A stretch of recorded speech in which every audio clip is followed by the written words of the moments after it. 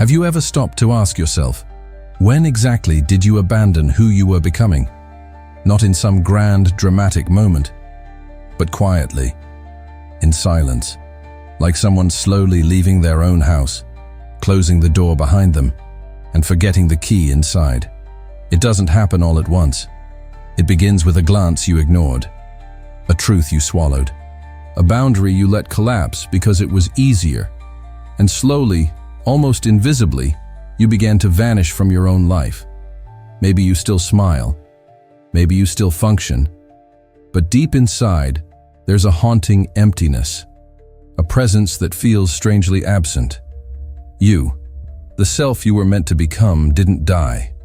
It was abandoned, left behind in favor of acceptance, peace, survival, even love. You traded fragments of yourself in exchange for silence, for approval, for not being left alone. And now, paradoxically, you're surrounded, but still alone.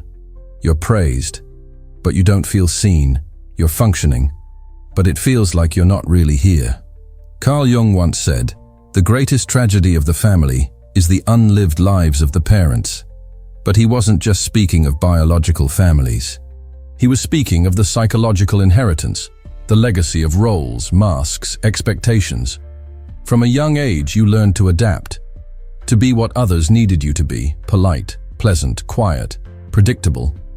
You learned to hide the fire, the anger, the desire, the longing, because to express these was to risk rejection. So you silenced your voice in order to stay loved. But here's the truth that cuts deepest. Love that costs you your authenticity is not love. It's dependency in disguise.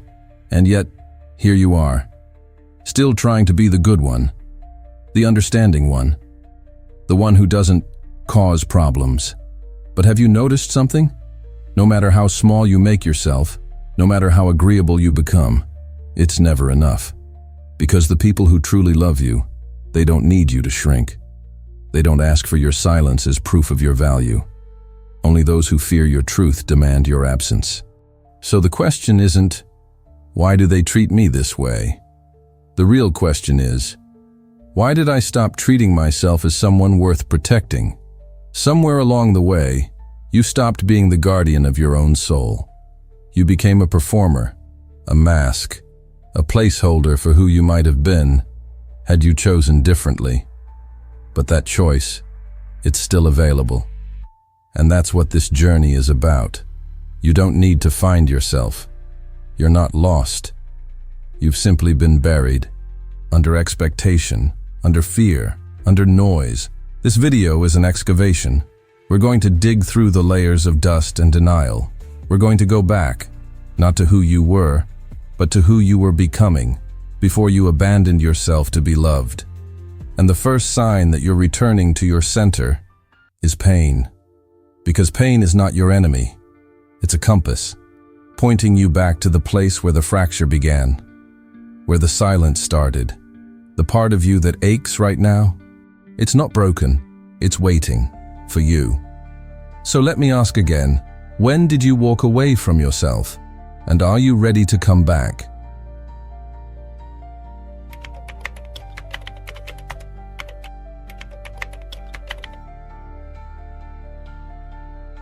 You don't wear a mask because you're fake. You wear it because it once protected you, because it worked, because it kept you loved, safe, accepted. But now, it's killing you. There's a moment in everyone's life when the mask starts to suffocate, not because it changed, but because you did. Carl Jung called this false layer the persona, the social identity we build to survive, to belong, to not be rejected. And make no mistake, the persona is necessary. It helps you navigate society, jobs, relationships. But the danger comes when you start believing that the mask is you. When the performance becomes your identity. When silence becomes a habit. When pleasing becomes a religion. And that's when something dies inside. Not loudly, not visibly, but quietly, like a house with the lights off. Still there, but hollow. You may say you're fine. You may smile at the right moments. You may have learned all the right things to say. But there's a voice, buried beneath the surface, that whispers, "This is not who I am." That voice is not your weakness. It is your soul, screaming through the seams of your costume. You've been applauded for your control, admired for your strength, but what they're clapping for is your ability to vanish, your ability to disappear into expectations. You became the good partner, the helpful colleague, the loyal friend. But who were you to yourself? When was the last time you spoke without adjusting your truth to fit the room? When was the last time you wanted something and let yourself take it without shame? When was the last time you allowed anger to speak, not as destruction, but as clarity? You see, most people don't reject your real self. They've never even met it, because you've kept it locked behind politeness, perfection, peacekeeping. You've confused compliance with kindness. You've called your silence maturity. But the truth is, you were never truly seen, because you never truly showed up. Jung said, "The privilege of a lifetime is to become who you truly are."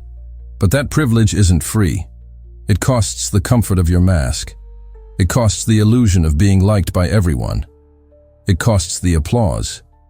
But what you gain is presence, power, peace that doesn't depend on being understood. Because the self you abandoned didn't die.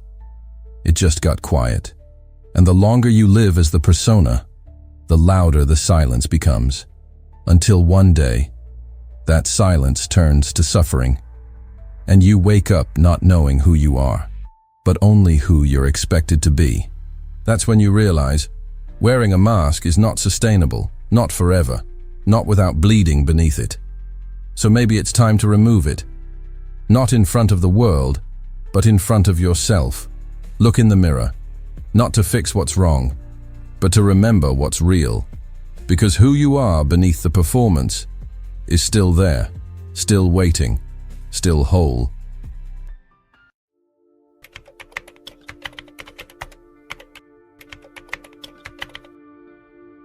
There's a pain that doesn't scream, it doesn't bleed, it doesn't leave visible marks, but it eats you from the inside. It shows up as exhaustion that sleep doesn't fix, as numbness in moments that should feel alive, as the quiet ache you carry through crowds, through conversations, through "I'm fine." This is not sadness, this is disintegration, the slow crumbling of your inner structure, the moment when your life no longer fits your soul, and yet you function, you show up, you smile. But beneath it all, you feel the fracture. The sense that something inside you is out of alignment, like a bone healed in the wrong position. You've built a life that looks complete on the outside, but inside, you're scattered. Parts of you were given away, other parts were buried. Some you don't even recognize anymore. Because in the process of being what the world needed you to be, you forgot to protect what you needed to remain whole. Carl Jung understood this deeply. He saw this pain not as a pathology, but as a signal, a summons back to the self. There is no coming to consciousness without pain. The ache you feel is not a malfunction.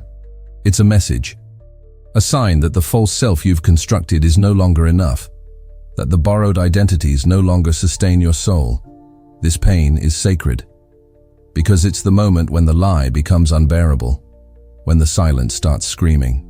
When the roles you played begin to collapse under their own weight, you may try to numb it, with work, with distraction, with perfection, with performance, but none of it lasts. Because what you're running from is inside you, and it doesn't leave until you listen. You're not weak for feeling this. You're waking up. You're starting to notice the gap between who you are and who you've become. You're starting to realize that your burnout isn't from doing too much. It's from being too little of yourself. And here lies the paradox. The more you try to hold it all together, the more things fall apart. Because disintegration is not always destruction. Sometimes it's preparation for a new structure, a more honest life. But first, you must stop pretending. Pretending that this version of you is sustainable. Pretending that the pain will go away on its own. pretending that you can keep carrying a life that doesn't carry you. There is no shortcut. There is no escape. There is only one way forward, through the ache. Because the moment you stop running, you begin to return, not to comfort, but to truth, to alignment, to the self you've been slowly losing, piece by piece, until now.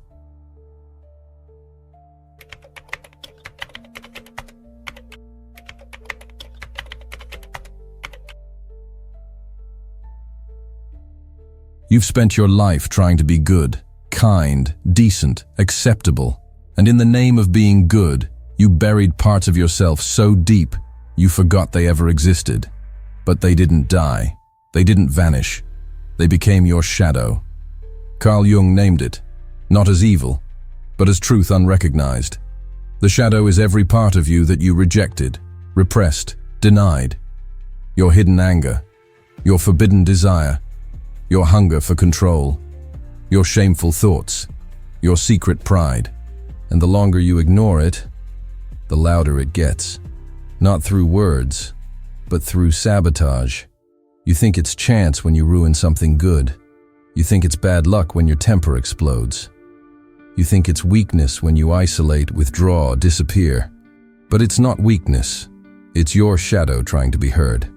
Jung said, "Until you make the unconscious conscious, it will direct your life, and you will call it fate." How many times have you repeated the same mistake? How often do you find yourself in the same dynamic with different people? It's not them. It's the part of you that you refuse to face.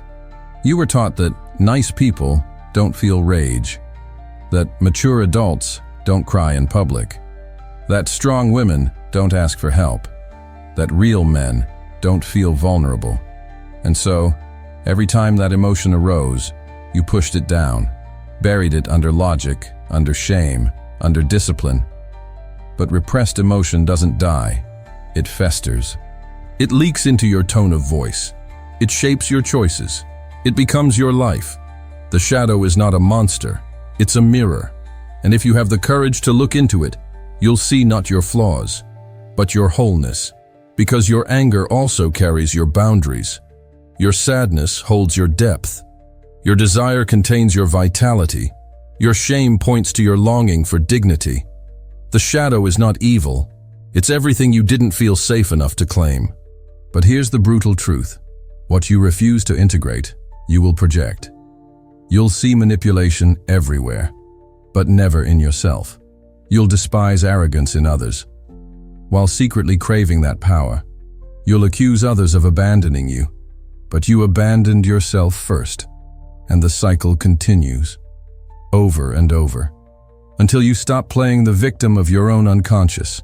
This isn't about blame, it's about freedom. Because until you own your shadow, you will keep mistaking your patterns for reality.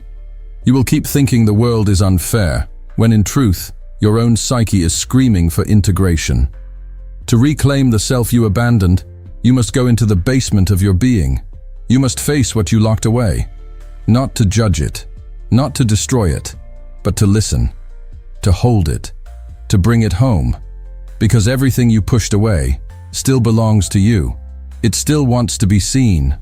And if you don't see it consciously, it will make itself known in unconscious, destructive ways. This is the moment of choice. You can keep pretending, or you can begin the real work.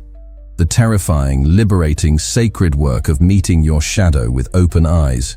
Because beneath the darkness is not a demon, it's your power, and it's been waiting for you.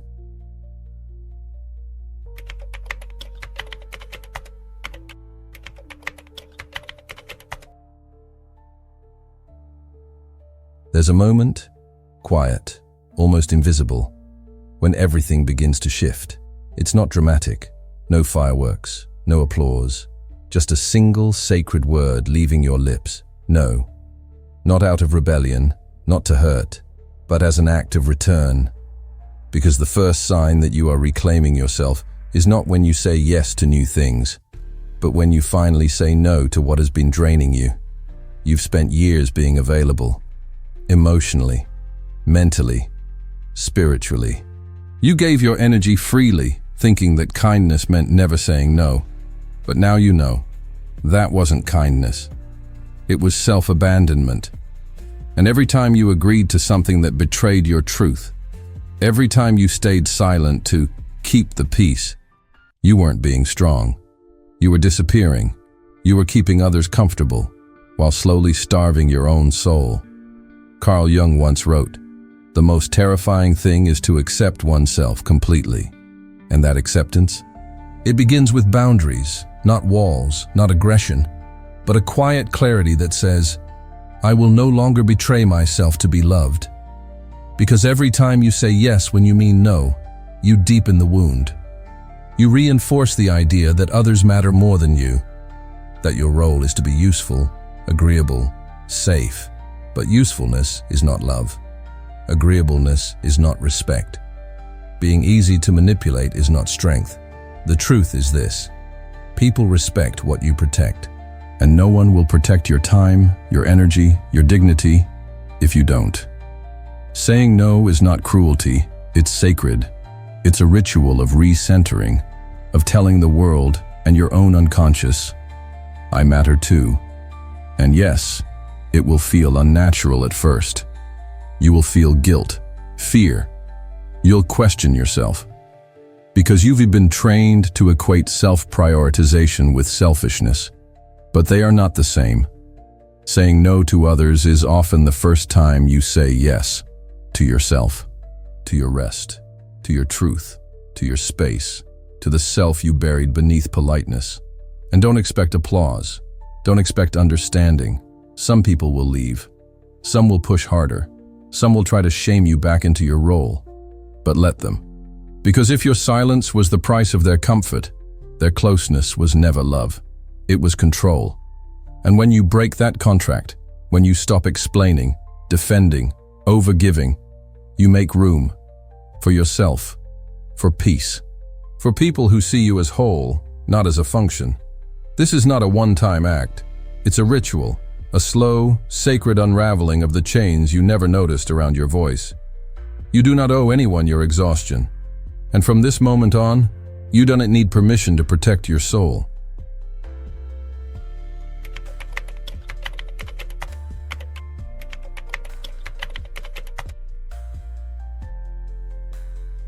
There comes a point when healing is no longer about recovery, but about becoming, not who the world expects, not who your past shaped, not even who you once aspired to be, but someone new, someone whole. Carl Jung called this process individuation, the sacred path of becoming your true self, not the self you perform, but the self that emerges when nothing else is left to pretend. Individuation is not a goal. It is a confrontation with your masks, with your wounds, with your inherited scripts, and it always begins with a rupture. Something breaks. A relationship, a belief, a structure you thought would last. And suddenly, the scaffolding of your life crumbles, and you are left in the wreckage, faced with a terrifying question. Who am I now? It is in this collapse that something ancient awakens. The call. The one you've heard before but silenced, with logic, with distraction, with fear. But now it's louder. Now the distractions no longer work. Now the silence is roaring. This is not depression. It's not failure. It's the death of the false self. And every death makes space for rebirth. But be warned, the path of individuation will ask everything from you. It will not comfort your ego. It will not flatter your identity. It will strip you. It will take away the relationships that depended on your silence. It will expose the patterns that once protected you, but now poison you. It will burn away the illusions you held like armor, but beneath the ash, you will find your name. The one you were born with, before the world renamed you with expectations, titles, roles. Jung wrote, "The privilege of a lifetime is to become who you truly are." And yet, most people never accept that privilege, because it requires losing who they never were. To individuate is to walk away from the crowd, to leave behind the need to be approved. To disappoint others in order to honor yourself. It is not rebellion, it is return to the center, to the soul, to the voice that was always there, whispering beneath the noise. You will know you are walking this path not because life becomes easier, but because it becomes truer. The conversations change, the silence becomes rich. The solitude, no longer frightening, becomes sacred. You become selective, not out of arrogance, but out of reverence for your energy. You say no without guilt. You say yes without performing. And perhaps, for the first time, you no longer feel like a stranger in your own body. This is not the path of the many. It is the path of the few, the brave, the broken, the ones who refuse to remain asleep. Because once you hear the call, you can't unhear it. Once the lie is exposed, you can't return to it. And once you taste the silence of your own truth, you can no longer tolerate the noise of who you pretended to be. The path to power is not in controlling the world. It is in refusing to be controlled by it. And in this refusal, you become dangerous, not to others, but to every system that depended on your obedience. You become whole, and wholeness is the most powerful rebellion there is.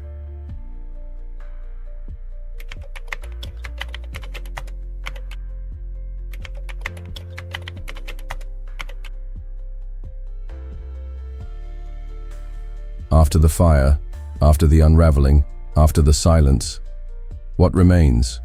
You, not the roles, not the projections, not the survival strategies. Just the presence that was always there, buried beneath everything you thought you had to be. This chapter is not about revelation. It's about integration, the quiet stitching together of everything you once exiled.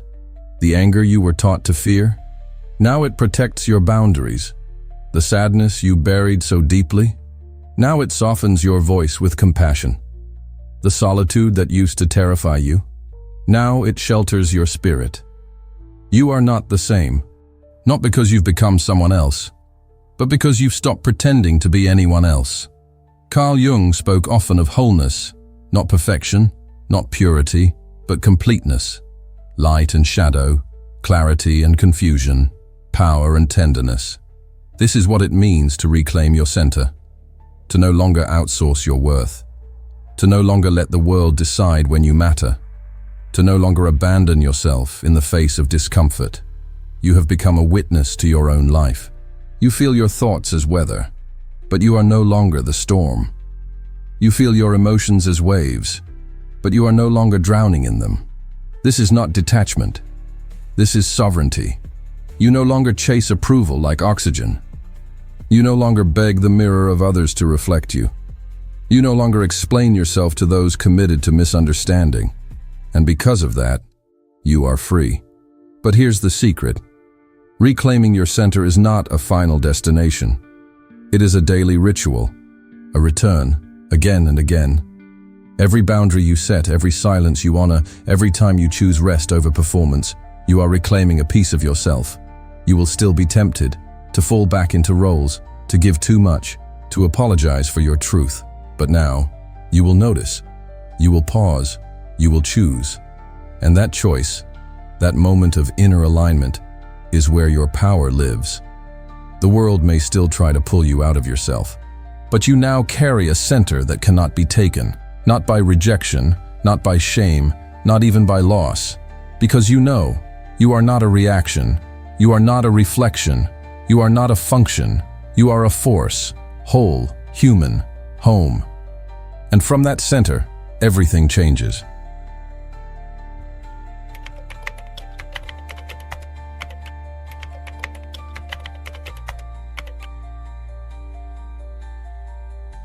There's an old mirror in the back of your mind. It's not cracked, it's not broken, but it's covered in dust. The dust of years spent looking everywhere but inside.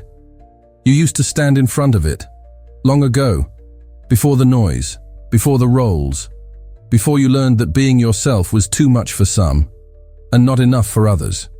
So you walked away. You forgot where it stood, and with time, you forgot who you were. But now, after all the unraveling, the ache, the silence, You're standing before it again, and you don't recognize what you see, not because it's wrong, but because it's real. The self you abandoned didn't die. It waited, patiently, silently, watching you live a life of substitutions and simulations. And now, it looks at you, not with judgment, but with a question. Are you ready to return? Not to your past, but to your presence, to your wholeness, to the quiet knowing that you were never broken, only buried. Carl Jung once said, "Your vision will become clear only when you can look into your own heart. Who looks outside dreams. Who looks inside awakens." This is the awakening, not a lightning strike, not a revelation shouted from the mountaintop, but the slow, sacred moment when you wipe the dust from the mirror and see yourself fully for the first time. No mask, no performance, no defense, just you, raw, imperfect, honest. And from that image, a quiet voice rises. This is where it begins. Not the end, not the conclusion, but the return. You are no longer seeking to be loved by becoming small. You are no longer asking to be seen by vanishing. You are no longer waiting for permission to be whole. You are stepping into yourself without apology, without armor, without fear, because you finally understand. You were not too much. You were just too true for a world addicted to masks, and the power you were searching for out there was the self you left behind. So I'll ask one last time, not to answer with your mouth, but with your life. What would happen if you finally came back to yourself? Let it echo. Let it linger. Let the silence after this question say more than any answer ever could, because sometimes the most powerful act is not speaking, but returning.